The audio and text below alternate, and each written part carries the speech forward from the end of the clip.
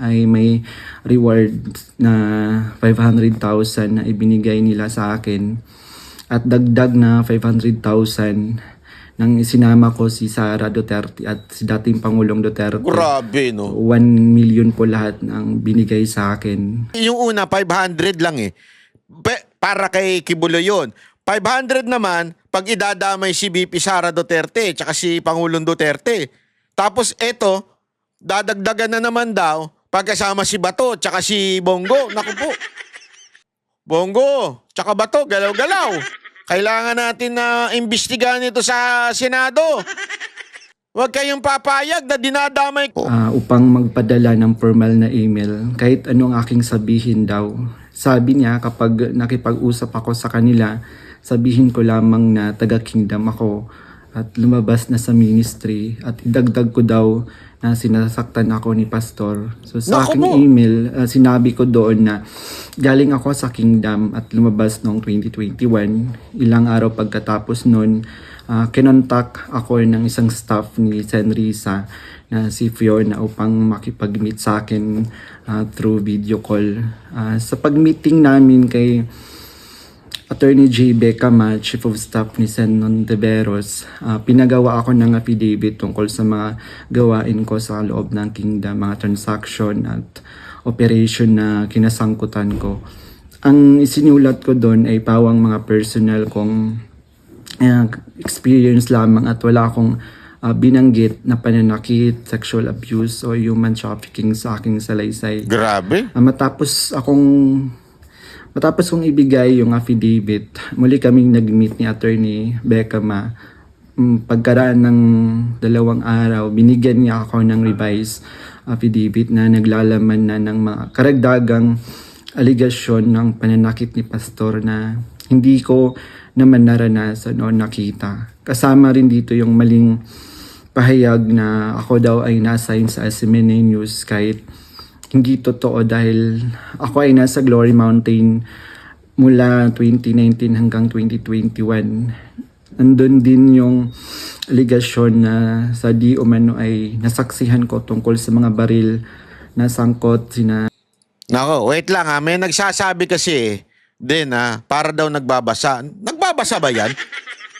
Hindi, maaari sabihin ng iba, tumitingin-tingin sa ibang direksyon. Kasi pwede naman yun. Kaya ako ba, nakatitig ako sa camera all the time? Nakaganyan ba ako? Patatat. Hindi. Ang dami kong tinitingnan. Ang dami kong, alam mo yun, madami kong kasi malikot yung mata. Hindi ibig sabihin, nagbabasa na kagad. Gusto nyo nagbabasa?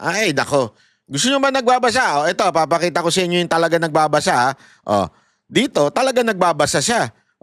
Kasi kung sasabihin ninyo, nagbabasa, dito talaga makikita ninyo, talaga nagbabasa itong tao na to.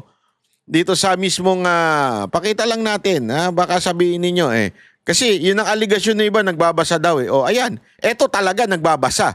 Ayan. 1,000 po ang aking goal everyday. Yan talaga nagbabasa. Nagpanggap po akong PP at BIN. Kung hindi ko po ito maabot, ay papaluin po ako at di pa ako papakainin. Pag bare months naman po, o mula September to December, ay mas puspusan pong aming pamamalimos. 1.5 million pong aking goal na kailangan ko makuha at maibigay kay Kibuloy sa loob po ng 4 na buwan. Kaya 8 AM to 11 PM ako namamalimos. Halos wala na pong pahinga at kain. Di ba? Pareho sila ng tono ng boses. Siya yun At least ito, mga kababayan, talagang walang binabasa. Alam niya yung sinasabi niya. Di ba?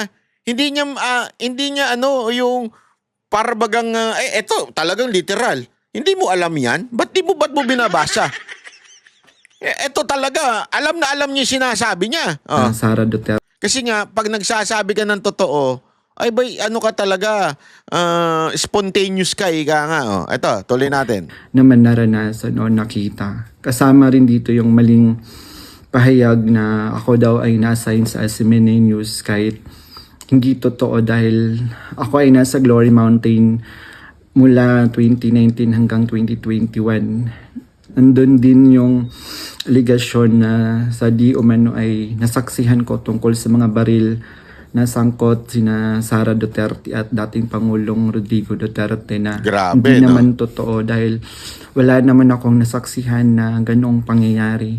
Pinilit din akong idagdag yung pangalan ni Senador Bongo at Senador Bato de la Rosa sa affidavit kapalit Nako. ng mas malaking halaga ng pera. Naku po! Bawat banggit, malaki halaga. Hindi kasi yung una, 500 lang eh. Para kay Kibulo yun. 500 naman, pag idadamay si VP Sara Duterte, tsaka si Pangulong Duterte. Tapos eto, dadagdagan na naman daw, pagkasama si Bato, tsaka si Bongo. Naku po.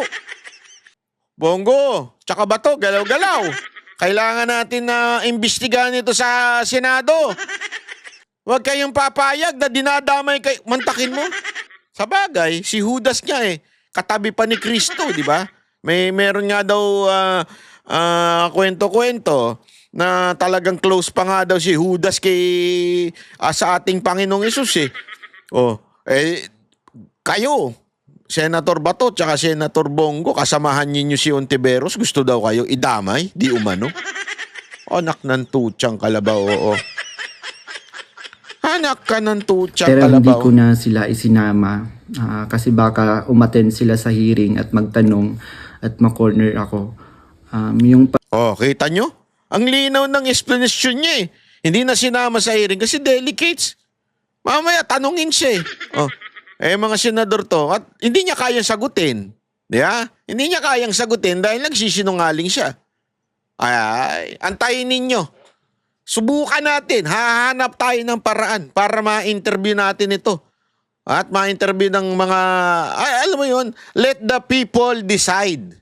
Diba? Let the people decide if this person is saying the truth or not. Interview. Kailangan magkaroon ng open interview dito. Yan ang maganda at malalaman natin kung talagang totoo. pag-appear ko sa Senate ay may reward na 500,000 na ibinigay nila sa akin at dagdag na 500,000 nang isinama ko si Sara Duterte at si dating Pangulong Duterte. Grabe, no? 1 million po lahat ang binigay sa akin. Isang linggo before ang Ako, bigyan nyo ako. Kailangan ko 2.5. Idadamay ko si Ontiveros. Gago! Dadamay ko si Ontiveros, idadamay ko sino ba ba? Easy. Si Speaker. Sino ba gusto niyong idamay ko? Taknan tutsa, oo. Talay. hearing noong February 19, 2024, pinatira ako sa isang kondo kung saan ako ay biniriefing at tinuruan Grabe. tungkol sa mga May briefing pang nagaganap. dapat na isasagot ko sa tanong ni Senador Risa. So sa araw ng hearing, umiyak ako dahil sa konsensya habang binabasa ko yung script na alam ko naman na hindi totoo at hindi ginawa ni Pastoro ng Kingdom. Pagkatapos ng hearing, tinago ako ni Sen Risa sa kanyang kondo sa Manila at inutusan na maghanap pa ng ibang pwedeng maging witness kapalit ng pera dahil may mga susunod pang hearing. Sa buong taon ng 2024, nanirahan ako sa kondo ni Sen Risa at nung January 2025, lumipat ako pansamantala sa isang safe house kung saan nakasama ko doon sina Mutabato at iba pang mga biktima ng extrajudicial killings. So sa bawat research o information na aking naibibigay sa Senado, nakakatanggap ako ng rewards na 12,000 na ibinibigay ni Sen Risa sa pamamagitan ng kanyang staff na si Sir Ryan.